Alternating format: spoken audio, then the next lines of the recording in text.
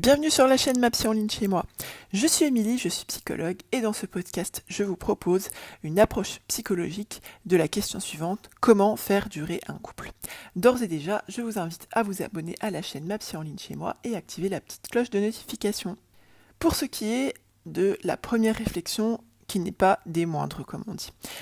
Comment faire durer un couple? La première réflexion que je vous propose, c'est cette idée en fait psychologiquement de décider d'être en couple justement, de prendre cette décision de ne plus être de ne pas être ou de ne plus être dans une vision consumériste du couple, c'est-à-dire de et qu'est-ce que ça va induire en fait ça psychologiquement? Si vous êtes en mode vous décidez d'être en couple, vous décidez de construire un mariage, vous allez être beaucoup plus enclin ou beaucoup plus encline à avoir de la patience pendant les coups durs, dans les épreuves, plutôt que voilà de changer dès que ça vous convient plus, si vous me permettez l'expression, un peu comme on change une paire de chaussures, eh bien vous allez être beaucoup plus enclin à être dans une perspective où vous allez chercher à régler les problèmes, vous allez chercher à aller au-delà de l'épreuve que vous êtes en train de vivre.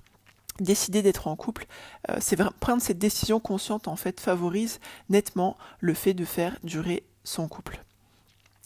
Deuxième chose que je vous propose, c'est l'idée de se concevoir comme une équipe avec un but commun qui est partagé. Alors, ce que je vais vous présenter dans ce podcast, je fais une petite parenthèse, c'est vraiment une vision, entre guillemets, réfléchie du couple. C'est-à-dire que vous n'êtes pas comment dirais-je, simplement en couple pour dire que vous êtes en couple. Vous avez conscientisé le couple, le mariage, le fait de partager votre vie avec quelqu'un. Il ne s'agit pas d'être juste avec quelqu'un pour être avec quelqu'un. Et le fait justement de se concevoir comme une équipe, comme ça, avec un but partagé, c'est-à-dire peut-être vous avez un objectif commun, ça peut être par exemple vous partagez une religion et du coup vous voyez les choses de la même manière et vous avez un objectif commun, c'est-à-dire le fait de satisfaire votre religion. Ça peut être le fait d'avoir une grande famille, de faire beaucoup d'enfants et du coup votre objectif commun, ça va être le bien-être de votre famille. Il y a des mariages qui sont basés aussi sur, entre guillemets, l'entrepreneuriat. Enfin, ce sont des gens qui sont partenaires également dans la vie professionnelle. Et le fait d'avoir une vision commune comme ça, un but partagé, comment dirais-je, ça favorise psychologiquement le fait de faire durer un couple. Également, ce qui est très important et comment dirais-je, de toute façon, comment dirais-je, de mon point de vue, je pense que tous les points que je vais vous donner sont très importants. Mais il me semble que le respect de la spécificité de l'autre, c'est un point qui est négligé et qui est hyper important. Qu'est-ce que ça veut dire le respect de la spécificité de l'autre? Déjà, c'est le fait de respecter, si je puis dire, ses qualités, certes, en général, c'est très facile, mais également ses défauts. C'est-à-dire que quand on est rentré dans une vision un petit peu idéalisée du couple, en l'occurrence du conjoint, de l'homme ou de la femme, eh bien, on tend à manquer de respect vis-à-vis de la vraie personne, la personne réelle qui est face à nous, parce qu'elle ne convient pas à cet idéal. Et qu'est-ce que ça entraîne? On va essayer de changer l'autre, de le rendre à l'image que nous nous étions représentés. Et ça, c'est un manque de respect vis-à-vis de la spécificité de l'autre. Également, comment dirais-je, dans cette même veine, le fait de respecter l'autre en tant qu'homme ou respecter l'autre en tant que femme. Qu'est-ce que ça veut dire? Alors, moi, je travaille beaucoup avec des femmes, je travaille qu'avec des femmes d'ailleurs. Du coup, ce que je constate, c'est que, comment dirais-je, les séries américaines, les films, etc., ont conditionné un petit peu les femmes à songer à leur conjoint, à leur mari, etc., un petit peu comme leur meilleure copine. Euh, un homme, ce n'est pas une femme. C'est-à-dire que vous ne pouvez pas attendre psychologiquement des hommes comme vous attendez de votre copine, de votre meilleure amie. Et dans le cas inversé, les hommes également ont ce travers-là de s'adresser à une femme comme ils s'adressent à leurs potes, à leurs copains, et ça crée beaucoup de... La sensibilité d'une femme, c'est pas la sensibilité d'un homme, et ça crée beaucoup de conflits. Du coup, l'idée, c'est vraiment de respecter cette spécificité de l'autre dans cette mesure, comment dirais-je, dans la spécificité de genre, si je peux dire ça comme ça, mais aussi dans la spécificité de la personnalité. Ce qui est très important aussi pour faire durer son couple, c'est d'avoir des attentes qui sont mesurées. Je vais vous la faire courte. L'autre, ce n'est pas votre pansement. Votre conjoint, ce n'est pas un passe-temps. Votre femme, ce n'est pas votre maman. Votre mari, ce n'est pas votre papa. ce n'est pas votre sauveur, ou ce n'est pas votre sauveuse, ou ce n'est pas votre psychologue, ou ce n'est pas votre infirmier. Voilà, c'est vraiment votre conjoint, c'est votre conjoint. Et si vous avez des attentes comme ça, mesurées parce que vous avez un problème personnel et que vous attendez l'autre qu'il règle le problème à votre place, ça va être facteur de troubles, facteur de disputes dans le couple, voire même de séparation. Une autre chose qui psychologiquement qui est très importante pour avoir un couple qui dure, c'est le fait que chacun ait des rôles clairs et définis. C'est-à-dire que chacun ait sa position au sein. Alors quand je vais dire famille, mais même dans le sens où je vais considérer même le couple comme une petite famille en fait, qu'il y ait des enfants ou non. Mais le fait de savoir qui fait quoi, quel est le rôle de chacun, ça va être et que ce soit clair en fait. J'ai n'importe quoi, hein, mais enfin je vais vous donner un exemple par l'absurde. Le fait de savoir qui sort la poubelle, qui est en charge de payer les impôts, qui est en charge de faire la cuisine, qui est en charge de s'occuper des tâches ménagères. Est-ce que c'est une charge, est-ce que c'est une charge commune? Est-ce que c'est plutôt, est-ce que il y en a un des deux qui va préférer le faire? Voilà, c'est vraiment l'idée, c'est de définir clairement qui fait quoi, et ça va clairement apaiser la vie de couple. Ce qui est aussi important, c'est d'avoir, on entend partout, il faut communiquer dans le couple. Bien sûr qu'il faut communiquer dans le couple, mais il faut apporter cette touche, à mon sens, qu'il faut avoir une communication qui tient compte de l'autre et de ses caractéristiques. Ça suit un peu le fil de ce que je vous disais tout à l'heure, c'est-à-dire que si vous... Certes, il faut communiquer, mais par exemple, dans le couple, il y a des personnes, quand elles traversent un conflit, elles aiment parler tout de suite, et d'autres qui ont besoin d'un petit peu de temps. Et le but, en fait, c'est d'avoir une communication, certes, mais une communication qui s'adapte à l'autre dans sa spécificité.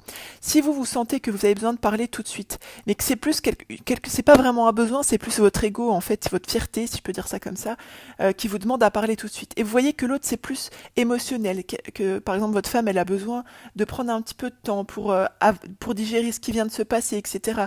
Et finalement, ça n'apporterait pas de plus-value de communiquer tout de suite. Eh bien, voyez respecter comme ça la spécificité de l'autre, les caractéristiques de l'autre pour optimiser votre communication. Si vous avez votre mari, vous voyez qu'à chaque fois que vous, comment dirais-je, quand vous l'accusez ou quand vous commencez à monter le ton, etc., vous voyez que ça le froisse, peut-être vous ne le comprenez pas, mais essayez de respecter sa spécificité pour pouvoir améliorer, vous voyez, cette communication, parce que vous avez à cœur de tenir compte de cette personne, de ses caractéristiques, c'est-à-dire que quand vous êtes confronté à l'autre, si je peux dire, l'idée, ça va être de mettre son orgueil, son ego de côté pour pouvoir, pour le bénéfice du couple, en fait. Également, comment dirais-je, le conseil que je voulais vous donner, c'est de respecter votre conjoint ou votre conjointe, même si vous ne le comprenez pas. Le but, souvent, comment dirais-je, on me pose cette question, je suis pas comprise par mes proches, voilà, on m'amène cette problématique, je suis pas comprise par mes proches, etc. et tout, donc déjà je commence par voir qu'est-ce que ça veut dire ne pas être compris par ses proches, et souvent en fait, je vois que les personnes sont dans cet idéal, si je puis dire, d'être comprises justement, et le but, c'est pas d'être compris ou d'être comprise, le but c'est de se faire respecter dans son essence, dans ce qu'on est en fait. Et du coup, si vous respectez votre par exemple, n'importe quoi, votre mari quand il rentre, ou votre femme quand elle rentre du travail, elle a besoin de 10-15 minutes, 20 minutes à elle en fait, pour elle, pour lui ou pour elle, pour décompresser, pour passer à autre chose, pour tourner la page de la journée. Et vous comprenez pas ça parce que vous vous dites « Ah non mais attends, mais moi je l'ai pas vu de la journée, j'ai trop envie de parler avec elle, ou j'ai trop envie de parler avec lui, pourquoi elle a pas envie de parler avec moi, ou pourquoi elle a pas envie de parler avec moi ?» Et du coup, quelque part, vous ne respectez pas le besoin de l'autre. Parce que c'est pas contre vous en fait. Et du coup, c'est vraiment, voilà, même si vous pouvez pas vous figurer la demande de l'autre ou la caractéristique de l'autre, essayez de la respecter, même si vous comprenez pas. Le fait de comprendre, ce n'est pas un passage obligé pour respecter les besoins de l'autre, les attentions, la personnalité. Et enfin, dernier point qui n'est pas des moindres, c'est l'idée de prendre soin de soi pour être en mesure de prendre soin de l'autre, dans la durée, je rajoute. Je répète, c'est l'idée de prendre soin de soi pour être en mesure de prendre soin de l'autre dans la durée. Alors, quand je dis prendre soin de soi, ça, je vois que souvent, comment dirais-je, on aborde le fait de prendre soin de soi sous le prisme du physique. Certes, c'est très important le physique dans le couple, on va pas faire de démagogie, mais mais prendre soin de soi, de l'intérieur, guérir ses blessures personnelles, faire un travail sur soi, c'est extrêmement aussi important pour pouvoir donner le meilleur de soi dans son couple. Ça suit un peu ce que je vous disais tout à l'heure, le fait de ne pas prendre l'autre comme un médicament, comme un pansement, comme un médecin, comme une psychologue, etc. C'est d'avoir cette attention personnelle, qu'elle soit physique bien sûr, vis-à-vis, comment dirais-je, au travers du fait de manger sainement. Bon, bien sûr, tout le monde prend un sneakers de temps en temps, hein, faut pas délirer. Manger sainement, de faire un petit peu de sport, d'avoir une vie sociale, voyez, de respecter ses besoins en tant que personne. Et aussi, comme je vous disais, de faire attention à vos émotions, à votre psyché, à votre psychique, pour pouvoir justement être en mesure d'accueillir l'autre au niveau physique, bien sûr, mais au niveau psychologique. Je vous donne un exemple. Vous négligez votre personne en ce que vous savez que vous avez besoin d'apprendre des choses et vous respectez pas votre besoin d'apprendre, et vous voyez votre conjoint en face de vous qui apprend une nouvelle langue, qui s'épanouit, etc. Et comme vous n'avez pas cette attention vis-à-vis de vous-même, vous allez commencer à développer une espèce de jalousie, si je puis dire, de haine vis-à-vis de l'autre parce qu'il vous renvoie vis-à-vis de votre conjoint. Je vous dis l'exemple du couple, hein, mais finalement c'est valable de manière générale. Hein. Mais ça a plus de conséquences quand on est en intimité avec quelqu'un. Le fait de...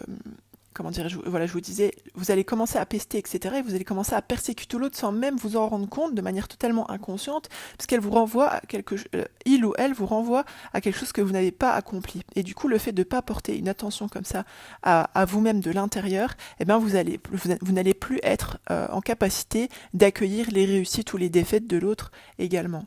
Et pourquoi j'ai rajouté dans la durée ? C'est-à-dire qu'au début, comment dirais-je, peut-être on va dire dans les premières années, sans dépasser 2 et 3 ans, ça dépend si vous vivez ensemble ou pas. C'est facile, c'est possible, on va dire, de donner comme ça, de prendre soin de soi et de prendre soin de l'autre sans avoir fait ces travaux. Ça passe, on va dire.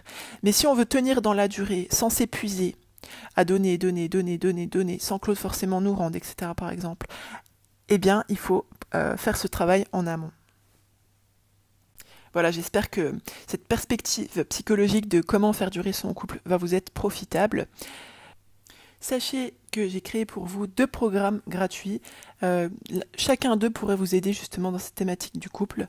Le premier, c'est un programme par mail qui est quasi quotidien, qui s'appelle Comprendre la psychologie, les émotions, le comportement et la pensée humaine. Il est disponible en barre d'infos. Et le second, c'est un programme audio qui se nomme Les 3 secrets du travail sur soi, où je vous donne des stratégies pour que vous puissiez optimiser votre personne. Il est également disponible en barre d'infos. Si vous pensez que ce podcast puisse être utile à une personne de votre entourage, n'hésitez surtout pas à le partager. Et si vous pensez si vous voyez d'autres stratégies pour faire durer son couple, je vous invite à les noter en commentaire. Bien sûr, j'ai abordé la question de manière très succincte parce que je voulais faire un podcast qui était assez, entre guillemets, court, parce qu'on pourrait en parler des heures du couple. Donc si vous voyez d'autres choses pour complémenter cette approche psychologique de comment faire durer son couple, eh bien je vous invite à nous en faire part en commentaire. D'ici notre prochain rendez-vous, pensez bien que vous êtes la première personne à bénéficier du crédit que vous accordez à votre existence et je vous dis à bientôt, bye bye.